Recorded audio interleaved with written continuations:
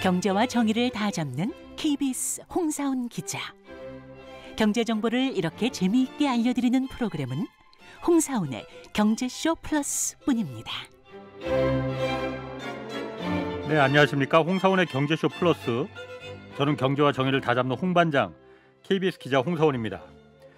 ESG 경영이라는 말 많이 들어보셨을 겁니다. 기업이 생존하기 위해서 ESG 경영이 필수라고 하는데 여전히 ESG 정확히 이해하고 이야기하는 사람들 그렇게 생각보다 많지 않습니다. 그래서 오늘 이 기업의 입장에서 또 투자자의 입장에서 ESG가 이게 왜 중요한 건지 그리고 어떻게 활용해야 하는 건지 싹 한번 다 훑어보는 시간 마련했습니다. 두 분 모셨습니다. ESG 길라잡이 홍기훈 홍익대 경영학과 교수 나오셨습니다. 안녕하세요. 네, 안녕하세요. 그리고 경제쇼의 MSG 방송인 임혜정 씨 나오셨습니다. 안녕하세요. 안녕하세요. 임혜정입니다. 방송에서 좀 맛을 좀 더해 드리라고. 네, 오늘도 열심히 하고 가겠습니다. 자, 홍 교수님, 네. 저 같은 성이시네요. 그러네요.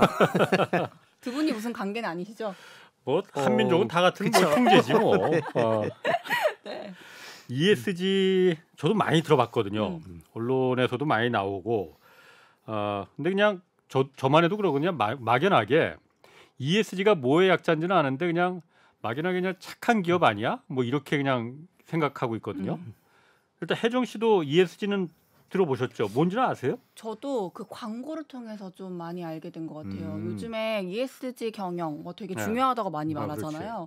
근데 사실 그렇게 접하긴 하는데 정확하게 또 와닿진 않거든요. 그러니까 뭔가 그냥 착한 기업 아니냐 이 얘기인 것 같은데 정확하게 뭡니까 ESG가? ESG는 환경이랑 사회랑 거버넌스의 약자인데요. 예. 이제 2023년 정도 됐으면 우리가 이거를 유엔을 통해서나 뭐 언론을 통해서나 어디를 통해서나 이제 한 번쯤은 들어보고 좋은 거 정도로 우리가 그렇지. 해야 하는 거 정도로 이제 생각을 하시는 분들이 많을 것 같은데요. 예. 뭐 맞습니다. 기본적으로 그게 달라지진 않아요. 윤리적인 부분이고 도덕적인 부분이에요. 그래서 우리가 지금 살고 있는 사회의 환경이 계속 파괴가 되고 있고요. 그리고 뭐 홍수도 더 많이 나고 쓰나미도 오고 뭐 갑자기 온난화가 벌어져서 뭐 수면이 올라간다든지 화산이 폭발한다든지 불이 난다든지 이런 것들을 해결하고자 하는 게 ESG입니다. 간단하게 얘기를 하면 환경적인 측면에서 우리가 이 지구에다가 굉장히 많은 데미지들을 만들었는데 그런 것들을 우리 힘으로 해결을 하자. 아니면은 사회적으로 우리가 산업화가 발달하는 과정에서 못 사는 사람들은 더 못 살아지고 잘 사는 사람들은 더 잘 살아졌는데 이런 문제를 어떻게 좀 해결할 수 있지 않을까라는 측면에서 접근을 하는 게 ESG인데요. 문제는 솔직히 우리 투자자들 다 주식하시는 분들은 생각을 한 번쯤 해보셔야 될 게 ESG 좋아요. 그리고 기업들이 한다는 거에 대해서 삼자적인 입장. 이게 완전히 나랑 상관없는 회사면 나가서 쓰레기 줍는 거 좋죠. 지구를 살리자는데. 그렇죠. 지구를 살리자는데 아주 좋아요. 아니면 가서 김장 담그면 좋아요. 석탄 나름 연탄 나르면 좋고 내 돈으로 한다고 생각해 보세요. 그럼 또 달라지죠. 생각 달라지지. 네. 잠깐만 이거 내 돈인데가 되잖아요. 네. 왜 쓸데없는데 돈을 쓰려고 그렇죠. 하지? 네. 그게 ESG입니다. 뭐냐면요.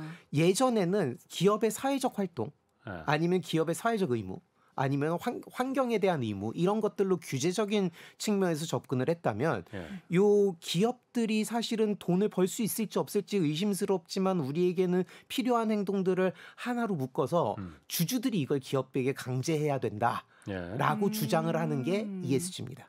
주주들에게 강제를 해야 한다. 주주들이 기업에 강제를 해야 된다는 주주들이 거죠. 네. 기업이 안 하려고 하니까. 그렇죠. 그런데 그 주주들도 투자자들이잖아요. 그 기업에. 그렇죠. 네. 기업에 투자한 건데 돈 벌려고 투자한 거잖아요. 그렇죠. 근데 쓸데없는데 돈 쓰면은 당연히 내 투자 수익이 줄어들 텐데 주주들이 그걸 갖다가 원합니까? 핵심 논리는 이렇습니다. 요새는 사람들이 똑똑해져서 내가 돈을 불리는 것만 좋은 게 아니라 내가 투자한 기업이 그 돈을 가지고 사회적으로 환경적으로 좋은 활동을 했으면 좋겠다라는 투자자들이 늘어나고 있다라는 게 핵심 논리인데 이미 얼굴 표정을 보시면 알겠지만 진짜 그러니까 이거 내 돈인데 의심스러운데 네. 너무 아까워요. 그런 사람이 있을까? 이게 이제 유엔이나 뭐 이런 그 굉장히 아름다운 기관들에서 주장하는 바는 소비자들도 그렇고 주주들도 그렇고 채권자들도 그렇고 이해 관계자들의 영역에서 봤을 때 기업이 환경적으로 사회적으로 좋은 활동을 하는 걸 요구합니다라고 설명은 하지만요. 사실 우리 일반인들 입장에서 그거를 납득하기는 조금 어렵잖아요. 자선 사업하는 거 아니니까. 그렇죠. 근데 이렇게 얘기를 하면 조금 달라질 수 있어요. 내가 회사에 투자를 했는데요. 이 회사가 사회적으로 나쁜 일을 했어요. 예를 들면 마약을 유통했어요. 그럼 회사가 망하겠죠. 그럼 내 돈은 날아가요. 그거 막으려고 해요. 그렇게 되면 이제 조금 납득이 되잖아요. 그래, 그러면은 이 회사가 ESG를 해야만 하는 이유는 비윤리적인 활동에 의해서 뭐 사회적으로 지탄을 받는다거나 아니면은 환경적으로 큰 문제를 일으켜서 규제로 인해서 회사가 큰 손실을 입거나 망할 수 있는 위험을 없애기 위해서라고 한다면 이제 주주들이 납득이 될 거 아니에요. 문제는 그러면은 기업들은 많이 하지는 않을 거예요. 살아남을 수 있을 정도로만의 ESG를 하는 거죠. 여기서 이제 요까지 논리가 진행이 된 상태에서 우리가 ESG의 역사를 조금 볼 필요가 있다라고 생각을 합니다. 예전에 CSR이라고 있었어요. 이게 기업의 사회적 책임입니다. 근데 기업의 사회적 책임을 국가나 유엔에서 계속해서 강조를 하다 보니 기업들은 싫어하는 거예요. 그리고 안 하고 싶어 하죠. 왜냐하면 규제고 돈이니까요. 비용이니까요. 그래서 유엔에서 2006년 정도에 무슨 고민을 하냐면요. 이거를 어떻게 하면 기업들에게 자발적으로 시킬 수 있을까를 고민을 하다 보니 당연히 기업의 운영진들이 자발적으로 할 리는 없고 주주들을 납득시켜야겠다. 라는 게 2006년에 코피 아난 당시 총장이 이야기했던 6대 그 기업의 책임 투자 원칙 6가지입니다. 그 경영진을 설득하는 것보다 주주들을 설득하는 게 더 어려울 것 같은데. 그렇게 생각이 되잖아요. 요렇게 다시 질문을 던져볼게요. 기업이 폐수를 마구 버려도 될까요? 그것도 안 돼요. 그건 안 그렇잖아요. 그럼 내가 투자한 기업은 폐수를 마구 버려도 될까요? 그것도 좀 어렵죠. 요거를 파고든 겁니다. 윤리성과 수익의 경계에 있는 거예요.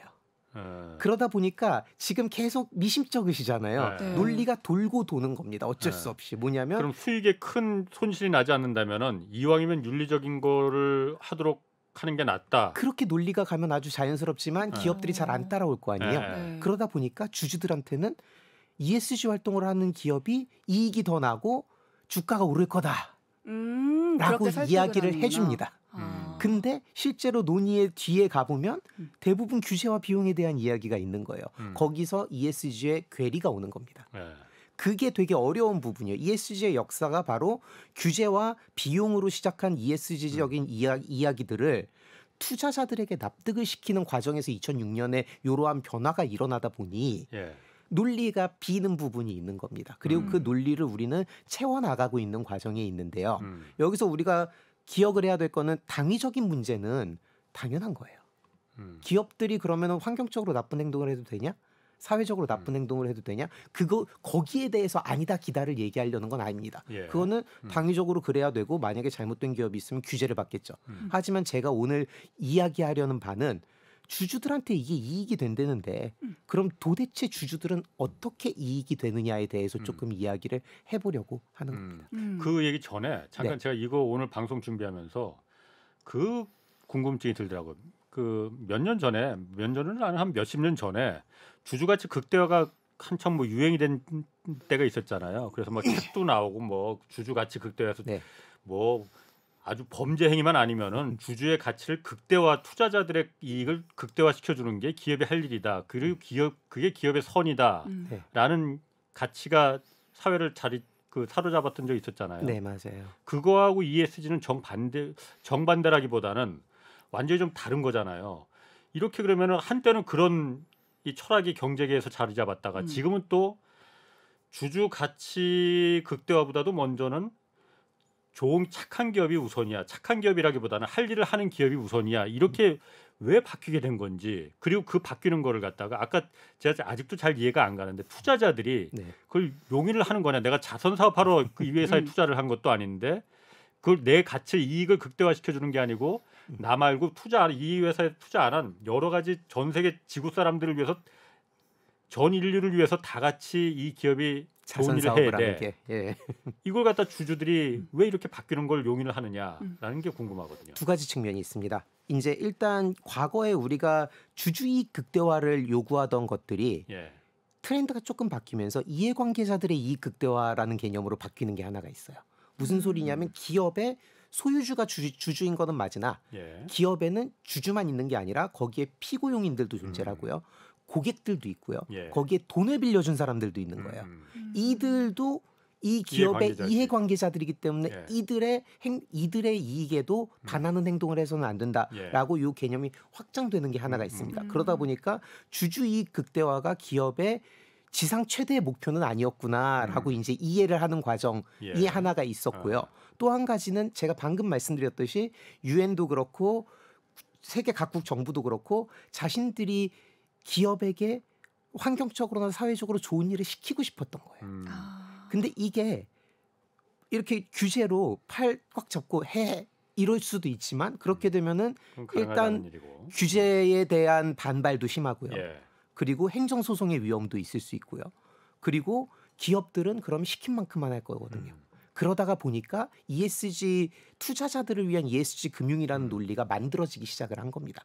그러다가 보니까 제가 이제 뭐 나가서 얘기도 하고 책에서도 반복적으로 얘기를 하는 게 뭐냐면 ESG 논리가 우리가 듣기에 굉장히 빈약하다.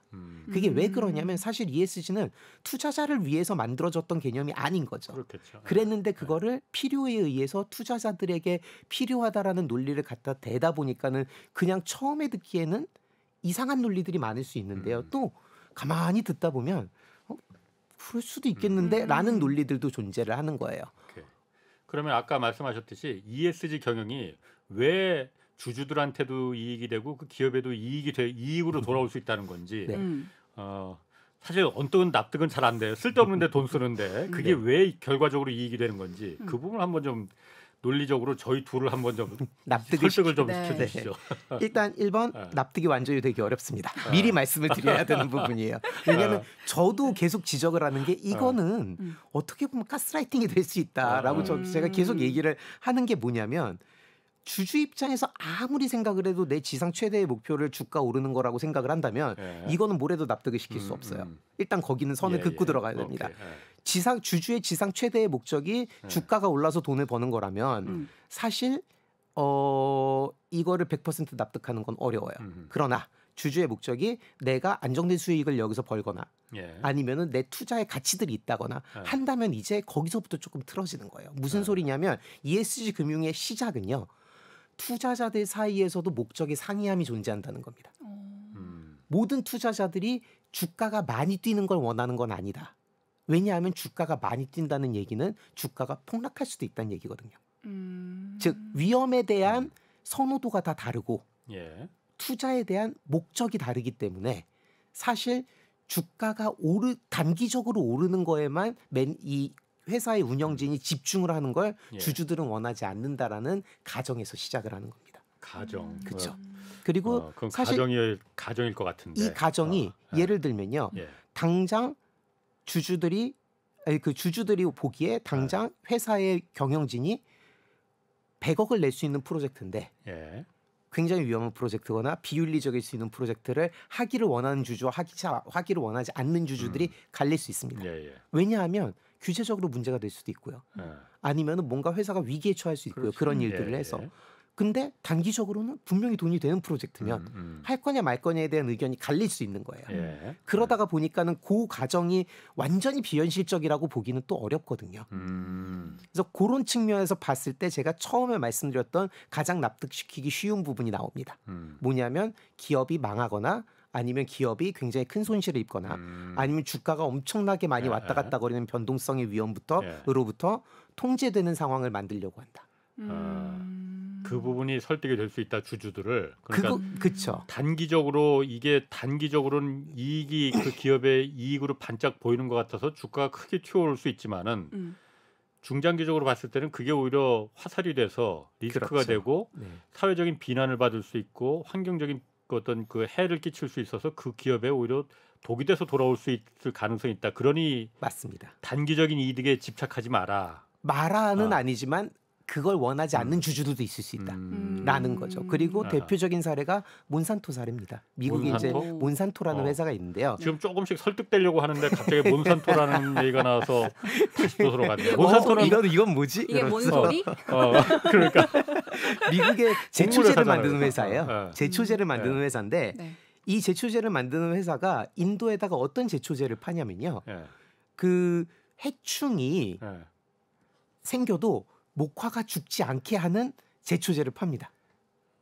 해충만 죽이고 해충이 생겨도 해충이 있어도 그러니까 이 DNA를 조작을 해서요. 목화의 DNA를 제초제에 죽지 않는 목화 씨를 그 인도에다가 제공을 하는 거예요. 그 해충이 그러니까 목화를 갖다가 해를 안 주게 만드는 거. 제초제를 뿌리면 목화는 안 죽고 해충만 죽는 거죠. 해충을 죽는 그렇죠. 거니까. 해충만 죽는데 그게 원래 제초제죠. 그러니까. 그렇죠. 근데 목화도 죽을 수 있잖아요. 근데 DNA를 개량을 해가지고 목화는 안 죽게 만들어 놓은 거예요. 그랬는데 문제는 이거를 10년 이상 쓰다 보니까 해충들이 그 제초제에 적응을 한 거예요. 그래서 이제 제초제를 뿌려도 해충이 안 죽습니다. 내성이 생겼구나. 그래서 인도의 수많은 농민들이 자살을 합니다. 이렇게 되니까는 비판을 받는 거예요. 근데 이 기업이 또 뭘 했냐면요. 발암 물질을 만들어서 팔았어요. 그게 적발이 됐는데 그게 내부 고발로 적발이 된 거예요. 그러면서 캘리포니아 법원에 고소를 당해서 뭐 그때 제가 정확한 숫자가 지금 생각이 안 나는데 몇조 원에 달하는 몇십조 원에 달하는 이제 배상금을 물어야 되는 상황이 된 거죠. 근데 그 판결이 나기 직전에 이 회사가 다른 회사에 팔린 거예요. 그럼 그 회사를 산 기업은 바이엘이란 기업이 샀는데 그 기업은 엄청난 손해를 입은 거죠. 그렇겠지. 이런 부분입니다.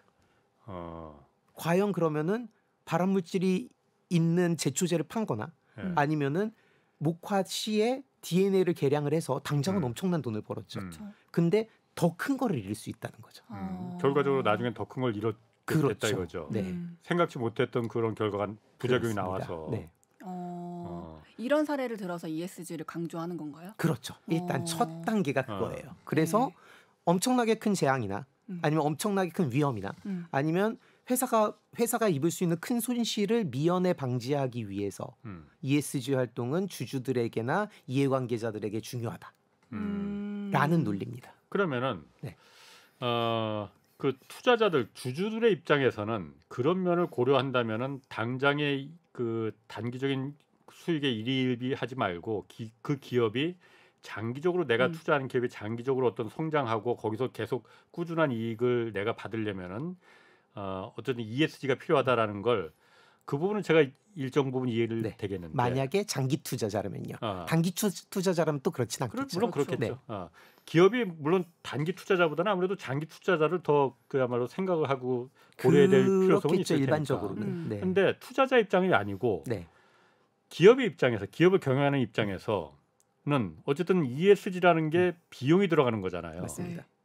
비용이 한두 푼 들어가는 것도 아니고 굉장히 그 고려할 만한 비용이 들어가는 거잖아요. 그럼 이걸 갖다 주주들 입장을 그렇게 고려하면서까지 이렇게 자발적으로 할 필요가 있는 겁니까 그러면은? 주주들이 강제를 하면 해야죠. 그게 핵심입니다. 그래서 둘 중 하나인 거예요. 회사의 매니지먼트는 이 경영진은 아마도 스스로 ESG 활동을 하고 싶은 마음은 안 생길 거예요. 왜냐하면 이게 다 비용이니까요. 그리고 되게 유명한 말들이 좀 있는데요. 뭐 예를 들면은 미국의 에너지 회사 CEO가 한 말이 우리는 에너지를 하는 회사기 때문에 에너지를 잘할 거다. 우리가 벌어다 준 돈으로 주주들이 ESG를 원하면 주주들이 해라. 라고 얘기를 했다고 하더라고요. 매니지먼트 경영진의 목적은 뚜렷합니다. 난 여기서 돈을 벌고 싶고 그 돈을 벌어서 인센티브를 받고 싶죠. 실적에 따라서. 그러다 보니까 규제나 국제기관에서 이것을 강제하거나 근데 그게 효과적이지 못하다 보니까 주주들에게 강제해달라고 얘기를 하는 겁니다. 꼭 주주뿐만이 아니라 투자자가 되니까 채권자도 될 수 있는 거죠. 사실 저는 제 개인적인 입장에서는 사실 그게 바람직한 방향이라고 생각이 되는데 많은 분들이 어쨌든 지금 방송을 듣고 있는 분 중에서도 아까 혜정 씨가 말한 대로 이게 그게 뭔 소리야 라는 분들 막 일단 혜정 씨는 어떻게 좀 그 공감이 되십니까 어떻습니까? 일단 ESG 이 ESG 경영을 해야 된다는 필요성을 느끼는 것 같아요. 왜냐하면 최악의 상황을 피하기 위해서. 근데 이게 지금 기자님이 말씀하신 것처럼 초기 비용이 굉장히 많이 드는데 뭐 주주들뿐만 아니라 이 초기 자본을 감당해내야 할 뭐 투자할 수 있는 뭔가 기업들이 또 다른 게 있어야 될 것 같은데 무슨 뭐 투자 회사라든지 이런 게 있어야 되지 않을까요? 네, 그렇죠. 금융기관들의 역할이 굉장히 중요하고요. 그리고 금융기관 같은 경우에는 자신들의 고객들 내 입장에서 이 사안을 바라보다 보니 자신들의 고객들이 얼마나 많은 ESG를 원하느냐에 따라서 자신들이 투자하는 기업이 달라집니다. 그리고 금융기관이 이 그림 내에 들어왔을 때 이제 주주들이나 아니면은 기업의 경영진들한테 또 다른 인센티브가 생깁니다. 이게 뭐냐면 주식을 사고 싶어하는 사람들이 많아지면 주가가 올라가겠죠. 그렇지. 그렇죠. 근데 규제적으로 주주들 그 기관 투자자라고 불리우는 펀드들에게 집합 투자 기구들이죠. 사람들이 돈을 막 모아요. 그리고 이 돈을 가지고 대신 투자를 해주는 걸 펀드라고 우리는 그렇지. 부르거든요. 이 펀드들을 규제하는 거예요. ESG에 대해서 이만큼을 투자해야 된다. 라고 규제를 하거나 아니면 거기에 고객들이 ESG에 이만큼을 할당해서 투자를 했으면 좋겠습니다. 라고 투자 지침을 주게 되면요. 규제는 누가 해? 규제는 정부가 하겠죠. 정부가? 각국 정부가? 그렇죠. 각국 정부가 펀드들에게 ESG 펀드를 조성을 하면 ESG 펀드를 뭐 조성해야 하는 할당량을 준다던가 아니면 ESG 펀드를 조성을 하면 세금을 감면해 준다던가 여러 가지 이제 채찍과 당근이 있을 수 있잖아요. 그런 정책들로 ESG 펀드를 조성하게 하면 이 ESG 펀드는 ESG를 하는 회사에 투자를 해야만 합니다. 근데 그렇게 되면 ESG를 하는 회사의 주식의 수요가 느는 거예요. 왜냐하면 그거를 사고자 하는 펀드들이 늘어났잖아요. 그렇게 되면 주가가 올라가죠.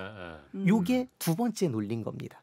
ESG를 만약에 규제적으로나 투자자들이 ESG 활동을 하는 펀드들을 만든다면 그리고 그런 펀드들이 많아진다면 이거 실제로 많습니다. 지금. 그렇다면 이제는 기업들이 ESG를 해야 할 이유가 다시 늘었죠. 주주 입장에서. 왜냐하면 ESG를 하면 자기네 주식을 사줄 수 있는 기관 투자자의 숫자가 늘고 그 펀드의 규모가 늘다 보니 주가가 오릅니다. 수요가 늘어나니까. 그러면은 주주들이 회사가 진짜 ESG를 하고 안 하고에 신경 쓰지 않던 주주들도 아 그래 저 ESG 펀드에 투자는 받고 싶어가 될 수 있는 거예요. 그러면은 회사에게 ESG 비용을 들이더라도 저 투자를 받아서 주가가 올라가는 게 더 좋다라고 주주들이 얘기할 수도 있는 거죠.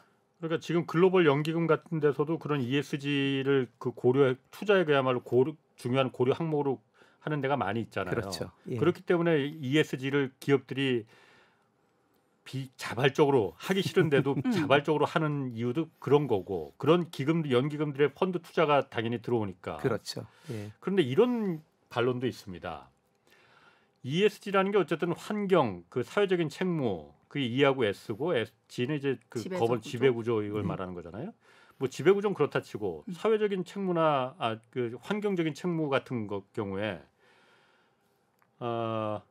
개발도상국의 기업들이나 이런 데서는 사실 지구 환경을 이렇게까지 망가뜨려 놓은 거는 다 선진국들 기업들이 뭐 옛날에 뭐 그 포드 자동차니 무슨 뭐 선진국들의 다 제철소니 화학 공장이니 이런 기업들이 다 망가뜨려 놨고 이산화탄소도 잔뜩 자기네들이 뿌려놓고 이제 개발도상국들의 기업들이 한국의 과거도 그랬고 지금의 중국도 그렇고 이제 와서 좀 우리도 이제 선진국 기업들하고 어깨를 나란히 하려고 우리가 좀 이제 제조업 뭐 하고 좀 하려고 하는데 갑자기 ESG라는 걸 갖다가 난데없이 들이밀어 갖고 지네들이 다 망가뜨려 놓고 이제 와서 우리한테 그걸 갖다가 지키라고 하는 거 야 좀 억울할 수 있다. 억울하다. 아까 말씀하신 대로 유엔에서 지구를 살리기 위해서 그 ESG를 이를 지킬 수 있는 그 자연적인 사회적인 규범을 갖다가 만들어 놓는 거는 이해는 되는데 그쪽 기업들 입장에서 봤을 때는 그리고 그런 개발도상국 입장에서 봤을 때는 좀 억울한 거 아니냐. 좀 페이버를 좀 어떤 혜택을 줘야 되는 거 아니냐라는 얘기도 나올 수 있거든요. 100% 동의합니다. 100% 동의해요. 왜냐하면 내 잘못 아닌데? 왜 나한테 그래?라고 생각할 수 있어요. 지네들이 다 망가뜨려 놓고. 맞아요. 사실 그리고 맞는 얘기죠. 되게 억울할 수 있는데요. 어쩔 수가 없어요. 왜냐하면요. 지금 유럽에서 뭘 하냐면요. 우리한테 물건 팔고 싶으면 우리 기업들만큼 ESG 해라고 얘기를 하고 있습니다. 그게 이제 친환경 뭐 에너지를 쓴다던가 아니면 뭐 탄소 배출을 얼마만큼 줄이라든가 뭐 이런 것들이거든요. 그린 예. 텍소노미라고 우리가 부르는데 예. 유럽 국가들은 기본적으로 그 얘기를 하는 거예요. 그렇게 안 할 거면 우리랑 비즈니스 안 하면 된다. 근데 또 네. 개발도상국이 억울한 만큼 예. 이들도 거래를 하는 건 자기 마음이거든요. 예. 그것도 그들의 자유잖아요. 예. 그러다 보니까는 강제당하는 측면이 분명히 존재하고요. 사실 저도 억울합니다. 왜냐하면 왜 나는 성장하지 않는 시기에 태어나서 그죠? 지금 이렇게 돈을 벌기가 힘들고 아웅다웅하고 살까라는 거잖아요. 예. 사실 이거는 우리가 통제할 수 있는 문제는 아닌 거예요. 그렇지. 그리고 지금 이제 저희 학생들 제가 이제 학교에서 아이들을 가르치다 보면 저희 학생들도 똑같은 얘기를 하는 게 예. 취업이 너무 안 돼요. 예. 그래 너희 잘못은 아닌 것 같아. 예. 억울하겠지. 근데 어떻게 할 수 있는 게 없는 거랑 마찬가지라고 저는 생각을 하는 겁니다. 근데 이런 맥락상에서 사실 이 ESG 경영을 이미지 관리용으로도 사용할 수 있는 거잖아요.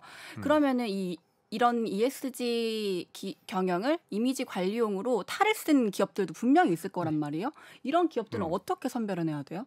여기서 그린워싱이라고 우리가 이걸 부르는데요. 네. 그 얘기를 하기 그린 전에 뭐라고요? 그린워싱이라고 워싱? 부릅니다. 네, 그래서 우리가 환경처럼 이거를 씻는다라는 표현을 써서 요걸 예. 입히는 작업을 거친다고 예. 얘기를 하는데 그 얘기를 하기 직전에 먼저 브랜딩하고 마케팅 얘기를 조금 해보려고 합니다.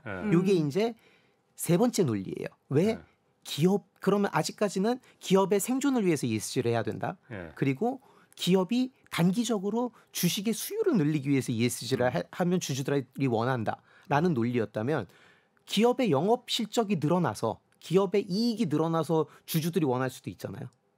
그게 바로 방금 얘기하신 마케팅입니다. 브랜딩. 스타벅스 얘가 있죠, 우리나라에. 네. 페어트레이드 뭐 전 세계적으로 했던 공정무역. 캠페인이지만 그렇죠.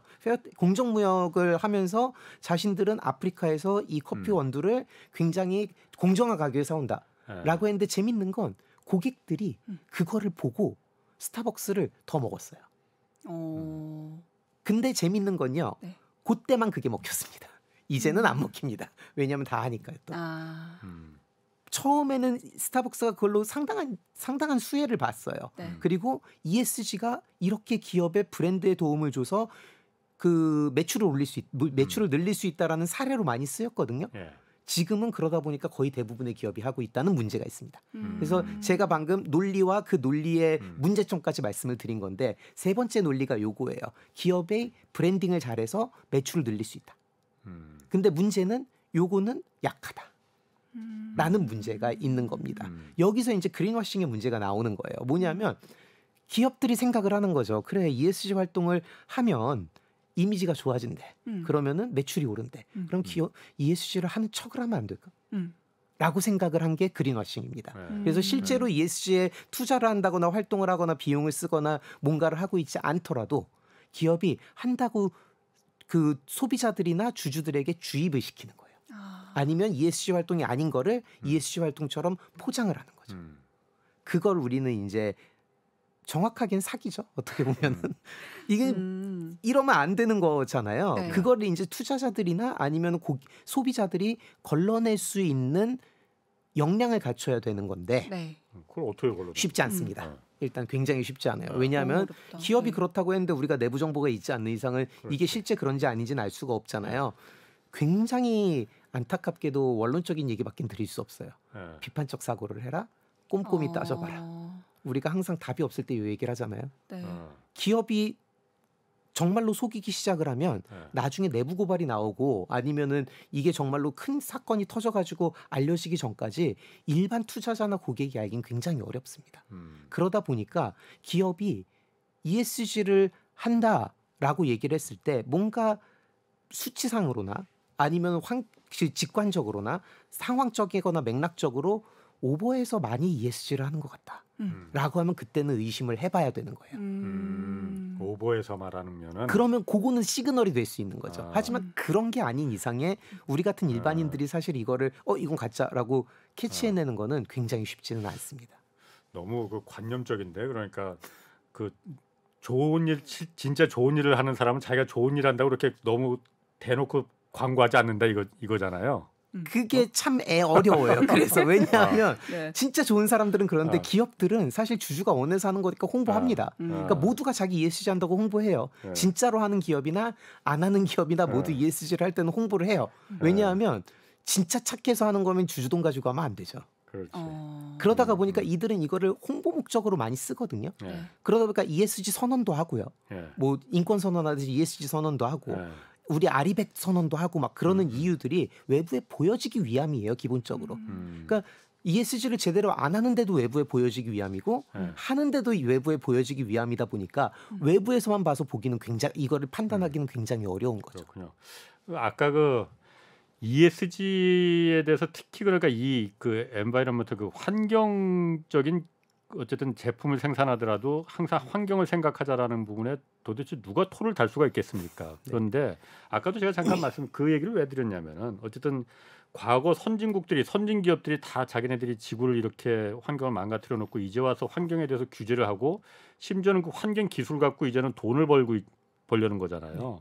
그럼 아까 방법이 없다고 했는데 사실 제가 생각하기에는 그 부분에 대해서 환경적인 기술로다가 큰 돈을 벌려고 하면은 그 개발도상국이나 이제 와서 좀 이거로다가 뭔가를 해보려는 그 후진국들에서는 당연히 반발이 나올 수밖에 없는 거잖아요. 그러면 이거 갖고 선진국 기업들이 돈을 벌려고 하면 안 되는 거 아닌가? 지구를 살리자는 명분에서 ESG라는 걸 도입하고 환경은 그렇게 중요한데 물론 돈 벌려고 안 한다고 하면 누가 그럼 환경 기술을 개발을 하겠느냐라는 반문이 나올 수 있을 거예요. 그렇지만은 그것도 그 해결해야 될 문제지만은 옛날에 자기들이 선진국 기업들이 다 망가뜨려 놓은 걸 이제 와서 개발도상국들이 좀 해보겠다고 따라오는데 이걸 갖다가 하지 마. 지구가 망가지니까.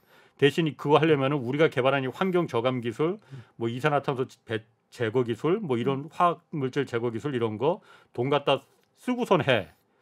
이건 좀 맞지 않는 거 아닌가라는 생각이 좀 들어서 제가 얘기를 하는 거거든요. 또 100% 공감합니다. 너무 당연한 얘기잖아요. 어떻게 보면은. 근데 그들은 그렇게 하지 않는다는 거죠. 억울하죠.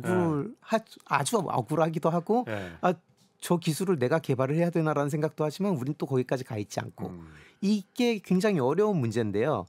억울해도 비즈니스는 해야죠. 그리고 먹고는 살아야 되다 보니 그렇지. 그 부분을 충분히 모두가 인지하고 그런 부분을 유엔을 통해서 아니면 그 여러 국제기구를 통해서 우리가 어필을 할 수는 있습니다.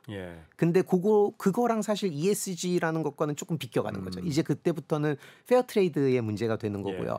그 WTO라든지 아니면 유엔의 영역이 되는 거거든요. 그거는 외교로 해결해야 할 문제인 건데 사실 경제적으로 보면은 뭐 선진국들이 그러겠다는데 그럼 거기서 우리의 최적화된 전략이 뭔지를 찾는 게 중요한 거지. 이거 억울해요라고만 얘기를 물론 억울한 건 어필은 해야죠. 어필은 하는 건 외교적인 영역이겠지만 경제적인 영역에서 봤을 때는 그럼 거기에 우리는 어떤 대책을 세워야 되는가가 더 중요할 게 아닐까라고 생각을 합니다. 그렇군요.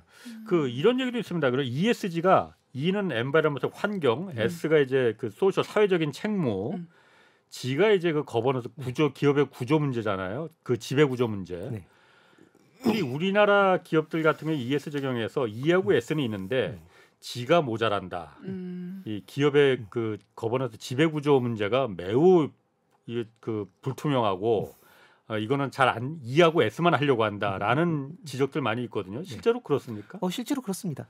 실제로 우리가 그리고 사실은 ESG라고 하지만 E예요. 거의 거의 모든 한 80% 이상의 논의가 E입니다. 환경이고요. 사실 이 전체 논의도 환경에서 시작을 했고요. 우리가 기후 위험에서 으로부터 우리를 지키자라는 맥락에서 사실 ESG가 시작을 했다 보니 사실 거의 대부분의 논리는 E에 집중이 돼 있고 요새 들어서 이제 S 쪽의 일들이 이 사회적인 일들을 조금 언급을 하고 있는 단계에 와 있는데요.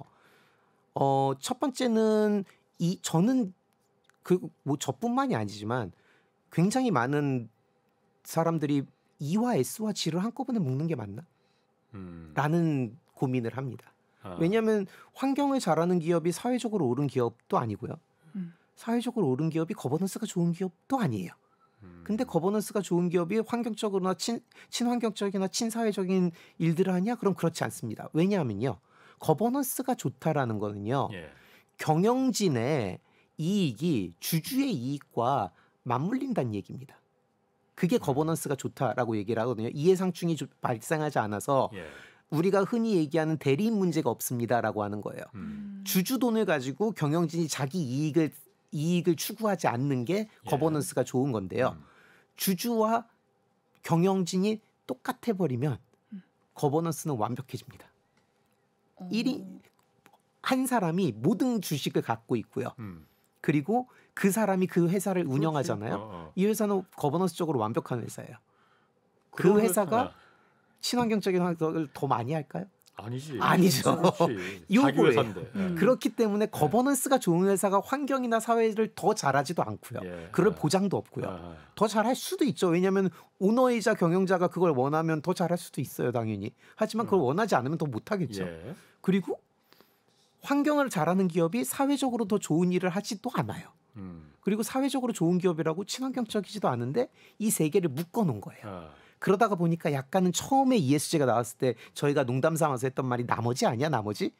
막 그랬던 게 나머지로 묶은 거 아니냐 유엔에서 라고도 생각을 했는데 이렇게 이게 크게 될 줄은 아무도 몰랐죠. 그때까지만 해도. 그랬는데 지금은 이게 정말 핵심 화두로 떠오르고 기업들에게 너무나도 중요한 이슈로 떠올랐잖아요. 거기서 거버넌스에 대한 이슈를 짚고 넘어가야 됩니다. 왜냐하면요. 방금 말씀드렸듯이 거버넌스가 좋은 회사가 더 사회적으로 옳은 회사도 아니고요. 거버넌스가 좋은 회사를 우리는 이제 뭐 연구나 아니면 여러 학자들이 얘기를 하기를 뭐 임원진의 여성이 얼마나 되는지 아니면은 뭐 얼마나 다양한 사람들이 거기 포함이 되어 있는지 소통의 투명성이 얼마나 좋은지 뭐 이런 것들을 가지고 이제 기업의 거버넌스를 측정을 하는데요. 이 어떻게 측정해야 될지에 대한 규칙조차도 없습니다. 아직. 그러다가 보니까 거버넌스를 가지고 투자를 한다는 게 굉장히 어려워요. 방금 말씀드렸듯이 그럼 거버넌스가 좋은데 투자한다는 의미는 그냥 주주가 경영진인데 투자하면 안 돼? 라고 하는데 그런 회사는 거의 없거든요. 그러다가 보니까 그리고 그게 그런 거버넌스가 진짜 좋은 거냐? 라고 하면 아닐 수도 있는 거예요. 왜냐하면 그랬는데 그 경영자가 이 부패했으면 또 그러면은 이해관계자들 입장에선 거버넌스가 좋은 게 아닌 게 되는 거예요. 이 문제들이 너무나도 많은 문제들이 해결되지 않은 상태다 보니 거버넌스는 뭔가 이야기를 할 때도 얘기가 겉도는 느낌입니다. 그러면은 우리나라 재벌을 예를 들면요. 재벌이 경영을 하는 건 거버넌스적으로 나쁜 건가? 그럴 수도 있지만 그렇지 않을 수도 있는 거거든요. 그 거버넌스가 좋다는 거에 대한 정의조차도 아직 우리가 다 만들어 놓지 못한 상황이다 보니 사실 E와 S는 어느 정도 이 명확하게 기준이 있는데 반해서 G에 대한 기준이 부족한 거예요. 그러다가 보니까는 어떤 사람은 거버넌스가 좋다는 게 경영과 오너십이 분리돼 있다라는 얘기를 하고 어떤 사람은 둘이 합쳐져 있다는 얘기. 저 같은 사람들은 아니 둘이 합쳐져 있는 게 완벽하게 일치하는 게 거버넌스가 제일 좋은 거 아닌가? 라고 하면 또 거기에 대한 반론도 존재를 해요. 왜냐하면 그렇게 되면 직원들한테 나쁜데? 라고 또 얘기를 하는 사람들도 있다 보니 그런 부분 때문에 지금 G에 대한 논의가 굉장히 어떻게 보면 감정적이고 정치적으로 흐르는 상황이 될 수밖에 없는 겁니다. 요즘 그 일종의 그 유행처럼 되는 그 주주 행동주의라고 있잖아요. 그러니까 주주들이 그 지분을 모아서 대주주한테 대주주의 전횡 어떤 잘못된 경영에 대해서 직접적으로 그러니까 경영에 참여하는 그게 이제 거버넌스 문제잖아요. 그러니까 지배 구조를 갖다가 정당하게 해라. 그렇죠. 대주주 특정인의 이익을 위해서 그 주식회사는 개인 회사가 아니거든요. 그럼 주식을 발행하지 말았어야지. 그러니까 주식회사로 만들었을 때는 주주들이 그 회사의 다 주인이니까 특정 몇몇 대주주라고 해서 당신들 니네들만의 이익을 위해서 회사를 운영하지 말아라고 하는 게 주주 행동주의가 나서는 거잖아요. 이 주주 행동주의가 그러면 그 G의 역할을 보완할 수 있는 그 뭐라고 그래요? 방편이 지금 되고 있다. 뭐 이렇게 볼 수도 있는 거예요? 참 오늘 동의를 많이 하는데요. 100% 동의합니다. 아, 내가 너무 똑똑해졌어. 행동주의, 주주 행동주의나 행동주의 펀드들이요. 정확히 그 목적을 가지고 탄생을 했어요. 뭐냐면 소액 주주들의 이익을 대변하려는 게 아니라 그렇지. 이 거버넌스가 나쁜 기업에 대해서 우리가 소수의 지분을 취득한 다음에 우리 권리를 행사하겠다라는 겁니다. 참 취지가 좋아요. 너무 좋고 대안 맞습니다. 현실은 또 아니에요. 현실은 이게 그래서 100% 동의합니다가 이론적으로 동의를 하나 그리고 취지가 맞습니다. 근데 문제는 현실적으로는 행동주의 펀드가 거버넌스를 그러면은 그 긍정적으로 바꾼 케이스가 얼마나 될까? 를 따져봐야 되잖아요. 그리고 긍정적으로 바꾸면 주가가 오르나? 를 또 따져봐야 돼요. 그러면은 거버넌스가 긍정적으로 바뀌었을 때 주가가 오른다는 논리가 성립이 되려면 뭔가 투명해지거나 아니면 뭔가 공정해지거나 뭔가 더 다양성이 늘어나거나 왜냐면 우리가 지금 뭐 투명, 공정, 다양성 이런 것들이 이제 거버넌스의 요인들이라고 흔히들 얘기를 하니까 가장 흔히 얘기하는 요인들의 개선이 기업의 이익을 늘릴까요? 기업의 이익을 투명함이 저는 늘린다고 보는데 애매하죠. 네, 애매해요. 안 그런 경우도 있고 일단 그 연결고리가 약합니다. 그러니까 행동주의 펀드들이 주가를 올리느냐에 대한 논리가 빈약해요. 일단 제대로 원래 취지의 일을 했을 때. 근데 행동주의 펀드의 목적은 뭐예요? 주가를 올리는 거지 거버넌스를 좋게 하는 게 아닙니다. 그렇죠. 궁극의 목표는 그리고 블랙록의 이제 CEO가 2023년 주주 서한에서 언급을 한 게 뭐냐면 우리는 환경 경찰의 역할을 수행하려는 것이 아니다. 우리는 주주 이익을 우리의 투자자들이죠. 그러니까 우리의 투자자들의 이익을 극대화하는 것이 우리의 목표다. 모든 펀드들은 자기의 고객의 이익을 주는 게 목적이에요. 그 과정에서 그 방법으로 거버넌스를 향상시키겠다라는 게 행동주의거든요. 근데 이미 우리가 방금도 그냥 상식적으로 생각을 해봤지만 과연 그러면은 거버넌스가 올라가는 게 주가에 도움이 될까? 라고 했을 때 물음표예요. 그럴 수도 있고 아닐 수도 있을 것 같잖아요. 그렇게 한국에서는 그런데 행동주의 펀드가 개입하면은 주가가 많이 올라가요. 정확히 그겁니다. 근데 재밌는 건 결과적으로 행동주의 펀드가 개입을 하면 주가가 올라요. 그러면 여기서 의심을 해봐야 될 게 과연 이들이 거버넌스를 진짜 좋게 해서 주가가 오른 건가? 그 논리가 빠져 있잖아요. 그렇죠. 모르는 거예요. 그리고 사실 가장 최근 예만 봐도 가족 간의 싸움으로 번져버렸죠. 그러면 과연 저게 거버넌스가 좋아져서 주가가 오른 건지 서로 싸우다가 주가가 오른 건지에 대한 의문을 품어야 되는 겁니다. 중요한 건 제가 지금 오늘 되게 긴 시간 동안 얘기를 했음에도 불구하고 되게 많은 얘기를 했는데 결론적으로 결론이 없잖아요. 이게 핵심이에요. 제가 생각하는 지금 ESG라는 요 상황에 대한 특히나 거버넌스는 더더욱이나 그렇지만 핵심이 답이 없습니다. 왜냐하면 답이 없기 때문이에요. 사람들이 주장하는 바도 다 다르다 보니 그리고 중간에 논리들이 너무 많이 비다 보니까 주장만 난무하게 되는 거거든요. 아무래도 추상적인 개념이니까. 맞습니다. ESG라는 게. 그래서 투자자들이 명심을 해야 되는 게 그 누구의 말도 믿지 말아라요. 이게 투자의 대원칙 중에 하나라고 저는 생각을 하는 게요. 예를 들어서 행동주의 펀드가 들어오면서 우리는 거버넌스를 향상을 시켜서 주가를 올리는 게 목표예요라고 얘기를 했을 때 주가가 진짜 오를지에 대해서도 의심을 품어보셔야 되고 진짜로 이게 과정이 거버넌스를 더 좋게 하는 과정인지에 대해서도 의심을 품어보시고요. 스스로 검증하는 습관을 들이셔야 되는 겁니다. 투자자 입장에서 그렇죠. ESG 한다고 해서 그냥 손밑에서 그냥 하지 말고 저 뒤에 숨어있는 의도가 뭔지도 잘 살펴봐야 된다. 너무 어렵다 근데 그렇죠. 이게 투자가 어려운 이유가 내 돈이잖아요. 저는 사실 오늘 그 주식 펀드 투자에 이제 관심이 있어가지고 이 ESG적 기업을 경영을 한다고 하면 이 관점에서 어느 정도 비중을 봐야 되는지 물어보려고 했거든요. 물어보세요. 뭐 궁금한 거 물어보지도 못하나. 그냥 예의 주시를 계속 해야 될 것 같은데요. ESG의 요 업계에서 계속 나오는 재밌는 주장들을 좀 얘기를 들려드리면 ESG 인덱스를 만들어요. 그리고 나서 지수? 지수죠. ESG 지수를 만드는데 이 지수에 이 기업이 얼마나 ESG를 많이 하는지 아니면 이 기업이 ESG 선언을 했는지 안 했는지 아니면 뭐 이 기업이 사회적으로 얼마나 좋은 행동을 하는지 친환경적으로 얼마나 나쁜 행동을 적게 하는지 뭐 이런 지표들이 들어가서 이제 지수가 만들어지거든요. 물론 지수를 만드는 조건들도 다 다르죠. 하지만 ESG 점수네 그러니까 지역별로. 네, 맞아요. 그래서 점수를 만들어 놓고 회귀 분석을 합니다. 그래서 ESG를 잘하는 기업의 수익률이 높아요. 라고 이제 주장을 해요. 그러면 ESG 하는 기업에 투자하셔야 할 것 같잖아요. 그걸 보고 수익률이 높다니까. 근데 ESG를 잘하는 기업의 수익률이 높다는 얘기가 기업이 한 번 ESG를 잘하면 수익률이 좋은 건가? 기업이 ESG를 계속 더 잘해줘야 예. 기업의 수익률이 좋은 건가? 아니면 한 번 잘하고 계속 그걸 유지하면은 수익이 좋다는 얘기인가? 뭔가 불투명하죠. 네. 그리고 보통은 인덱스가 높은 기업이 수익률이 높다라고 얘기를 하는데 인덱스가 높은 기업이 수익률이 높다라는 거는 수익률은 가격의 변화인데요. 이쪽은 인덱스예요. 그 기업의 현재 상태란 말이에요.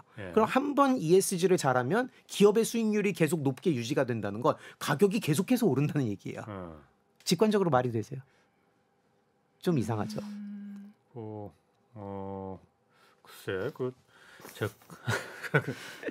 그런 것 같기도 하고 아닌 것 같기도 하고. ESG를 한번 잘해서 계속 잘하고 있으면 기업의 가격이 그 주가가 계속 오른다라는 의미가 높은 수익률이 유지된다는 얘기잖아요. 그렇지. 왜냐하면 수익률은 가격의 차분이니까요. 그러면 ESG를 한번 잘하면 주가가 계속 올라요. 일단 이것도 좀 이상하지만 요거의 진짜 의미가 뭐냐면요. 회사가 한번 ESG를 잘했더니 주가가 10,000원이 올랐어요. 그랬는데 다음 달이 되니까 그대로 잘하고 있으니까 또 10,000원이 올라요. 그 다음 달이 되니까 또 10,000원이 올랐어요. 그럼 3달 뒤에 주주는 우와 30,000원이나 올랐어 해야 될까요? 사실 첫 달에 30,000원 올랐었어야 되는 거잖아요. 단계적으로 그렇죠. 나오는 것뿐이네요. 천천히 올랐잖아요. 오히려 주주한테 불리하다는 얘기를 하는 겁니다. 만약에 그런 논리라면. 그렇잖아요. 왜냐하면 이걸 우리가 주식시장에서 이걸 언더 리액션이라고 부릅니다. 덜 반응한다고 얘기를 하거든요. 그러니까는 ESG를 잘한다는 게 호재라면 호재가 있는데 그 자리에서 다 반응하는 게 아니라 천천히 반응한다는 얘기예요. 그 주장에 따르면 오히려. 그럼 주주한테도 불리한 거 아니야? 라고도 생각해 볼 수 있잖아요. 제가 지적하려는 문제가 이게 잘 맞다 틀리다를 지적하려는 게 아니라 그 한 문장도 이렇게 해석하기가 어렵다는 거예요. 아니 아까 그 ESG 인덱스라는 거 있잖아요. 그러니까 평가를 한다는 거잖아요. 평가는 어디서 합니까 그게? 지금 굉장히 많은 기관들에서 그러니까 하고 있고요. 그게 제가 기억하기로 우리나라 같은 경우도 평가기관들이라는 게 주로 경제지들 이런 데서 자기네들 그냥 기준으로 해서 일종의 돈벌이로다가 한다. 그래서 그거 믿지 마라라는 얘기도 제가 들었거든요. 뭐 믿고 안 믿고의 투자자들이 결정할 문제기는 하지만요. 표준화된 뭔가 정형화된 게 있지는 않습니다. 그게 이제 되게 큰 부분인 게 국가가 하는 건 아니죠. 국가가 일단. 하는 건 당연히 아니고요. 그렇게는 안 하고 지금 주식 지수도 국가가 하진 않아요. 근데 공신력 있는 기관이라는 존재가 ESG에는 업계에는 아직 없죠. 그러다 보니까 누구나 그래 거기는 잘해라고 하는 회사가 아직은 없는 거죠. 왜냐하면 이게 아직은 굉장히 산업이 초기 단계다 보니까 굉장히 많은 지수들이 만들어지고 있는 과정이거든요. 그러다 보니까 솔직히 저는 오늘 참 동감을 많이 하는데 동감해요. 전 믿지 않습니다. 일단 저는 믿지 않는데요. 그거는 사실 어떻게 만들었는지를 뜯어봐야 되는 거예요. 그래서 그렇지. 제가 비판적 사고를 계속 강조하는 이유가 뭐냐면 그런 지수를 보시잖아요. 그러면은 그냥 지수다가 아니라요. 이거 어떻게 만든 거지? 라고 한번 찾아는 봐야 될 거 아니에요, 우리가. 그렇죠. 근데 굉장히 많은 분들이 그런 노력을 하시지를 않으시는 게 제가 항상 제일 걱정되는 거죠. 홍 교수님도 그 비판적 사고가 많으신 거 보니까 교수하기 전에 기자하셨으면 참 성공하실 뻔했는데. 제가 경제학을 전공을 했거든요. 저희가 배우는 게 바로 이겁니다. 일단 누가 무슨 얘기를 하면요. 아닌데요라고 얘기하고 일단 허점을 찾기 시작합니다. 그게 이제 교수들이나 박사들의 역할이거든요. 왜냐하면 저희는 누가 뭔가 주장을 하면 그거를 해체해서 검증을 하는 역할을 하는 사람들이다 보니까 굉장히 많은 투자자분들이 제 얘기를 듣고 우울해하세요. 왜냐하면 다 안 된다 그러니까. 근데 그게 저희 역할이라고 저는 생각을 하거든요. 왜냐하면 낙관적인 사람들도 굉장히 세상에 많잖아요. 그러면은 저같이 염세적인 사람도 한 명쯤 있어줘야 좀 밸런스가 맞지 않을까라고 생각을 합니다. 뭐 많이 염세적인 건 아니고. 자, ESG도 트렌드라는 게 있다고 하셨어요. 그러니까 그 쓰신 책 성공 투자를 위한 선한 투자의 법칙 여기서도 보면 있던데 그 트렌드라는 게 일단 요즘 그런 관심을 모으고 있는 그 트렌드는 ESG 트렌드는 뭐예요? 그러면은 일단 우리나라의 예를 들어드리면은요, 플라스틱 규제 도입이 굉장히 큰 이슈거든요. 플라스틱. 왜냐하면 배달업체들이 많아지다 보니까 이 플라스틱 그 용기들을 어떻게 수거할 것이냐. 근데 요걸 제가 1번으로 가져온 이유가 뭐냐면 요건 신사업 기회인 거예요. 그리고 요새 이제 그런 업체들이 조금씩 생겨나더라고요. 제가 신사업 기회. 네, 책을 쓰던 단계에서는 요게 신사업 기회였는데 이제는 조금씩 나타나고 있더라고요. 그래서 여러 그 배달 업체들이 이거를 플라스틱 용기를 가져가서 놓고 오면 그거를 수거해 오는 업체들이 또 있습니다. 그리고 재밌는 거는 규제적으로 배달 업체들한테 이런 업체들을 지원하게 만들더라고요. 그러다가 보니까 이 꼭 ESG라는 게 돈이 안 되지만은 않는다라는 게 그런 플라스틱 업체들에 투자한 사람들은 ESG 활동이 돈이 되는 거죠. 그거를 수거해가는 활동이. 그래서 그게 이제 첫 번째 이슈고요. 요새 우리나라에서 ESG 채권을 활성화시키기 위해서 노력을 굉장히 많이 하고 있습니다. 그리고 ESG 채권은 특정 ESG 활동을 하는 기업에게 돈을 빌려주는 거예요. ESG 채권도 있어요? 그렇죠. ESG 채권이 있습니다. 그래서 어떤 기업이 전력 생산을 하고 싶어요. 근데 이거를 태양광으로 하고 싶어요. 근데 그걸 돈을 빌려서 하고 싶은 거예요. 그럼 보통은 우리는 채권 시장에 가서 채권을 발행을 하고 돈을 빌려서 그걸 가지고 이제 태양광 설비를 지을 거 아니에요. 근데 ESG 채권이라는 거를 발행을 하면 내가 이 태양광 설비를 지을 건데 이 태양광 설비를 잘 지어서 내가 약속한 만큼의 태양광 전기를 생산을 해낼 수 있으면 금리를 낮춰주세요. 라고 하는 겁니다. 그게 이제 ESG 채권의 기본이거든요. 이게 환경 채권인데요, 이게. 그래서 환경 프로젝트를 성공리에 진행을 하면 낮은 금리를 주는 거예요. 뭐 예를 아니면은 그걸 하라고 돈을 빌려주거나. 그걸 이제 우리는 ESG 채권이라고 부르는데 그런 행동을 하기를 원하는 채권자들이 있으면 더 싼 가격에 돈을 빌려줄 수 있겠죠. 그거 좋은 아이디어 같은데 그거는요, 오히려. 그래서 환경적으로도 사회적으로도 거버넌스적으로도 채권들이 각각 있는 겁니다. 그 ESG 채권도 그러면은 일반 사람들이 살 수 있는 겁니까? 그럼요. 증권사 가서 판매 창구에 가셔서 문의하시면 그런 채권들이 여러 가지 종류가 이미 나와 그럼요. 있어요, 그러면. 네. 그리고 일반인들은 그 채권을 직접 사진 않고요. 뭐 ETF를 산다거나 아니면 거기에 뭐 전문 투자 펀드 같은 거를 살 테지만 살 수 있습니다. 그러니까 일반인들이 그걸 통해서 이왕이면은 지구를 살리는데 내가 그럼 좋은 일도 하고 돈도 벌고 이런 쪽으로 하겠다라는 생각이 들 것 같은데 그거 하면은 그 기업도 어쨌든 그러면은 더 그럼 이게 ESG라는 걸 타이틀을 달고 나니까는 채권도 잘 팔리고 이게 보니까 사람들이 펀딩도 많이 들어오는구나. 기업 입장에서는 추가적인 자본 조달 시장이 열리는 거죠. 그렇지. 또 그게 그런 면이 있구나. 근데 그런 부분 얘기하니까 뭐 친환경 에너지 쪽 이제 회사들은 ESG가 너무 반가운 소식일 것 같은데 전통적인 에너지를 관리하는 이런 회사들은 되게 딴 나라 얘기 같은 느낌이 들 것 같아요. 딴 나라를 자기들 목줄이 다 달리면 되지. 뭐 석유 화학 업체 뭐 그 기존의 내연기관 자동차 업체 뭐 이런 데들 다. 이 미국의 경우는요. 기름 회사 CEO들이 처음에 반발이 되게 심했습니다. 그리고 우리는 기름 비즈니스를 잘하고 있으니까 주주들이 원하면 우리가 벌어온 돈 가지고 배당 받아서 친환경 활동을 하면 되는 거 아니냐라는 주장을 많이 했었거든요. 예전에. 요새는 이제 다 적응을 했습니다. 뭐냐면 그들 입장에서는 또 어떻게 보면 새로운 기회인 거예요. 왜냐하면 리파이너리가 있잖아요. 그렇지. 그러면은 정유시설. 그렇죠. 정유시설이 있는데 이 정유시설에서 석유를 태워서 탄소를 배출을 해내면서 중간에 플라스틱부터 시작해서 에너지가 될 수 있는 물건들을 다 빼낸단 말이에요. 근데 그 과정에서 탄소 포집 기술을 개발하는 회사를 자기네가 만들 수 있는 거죠.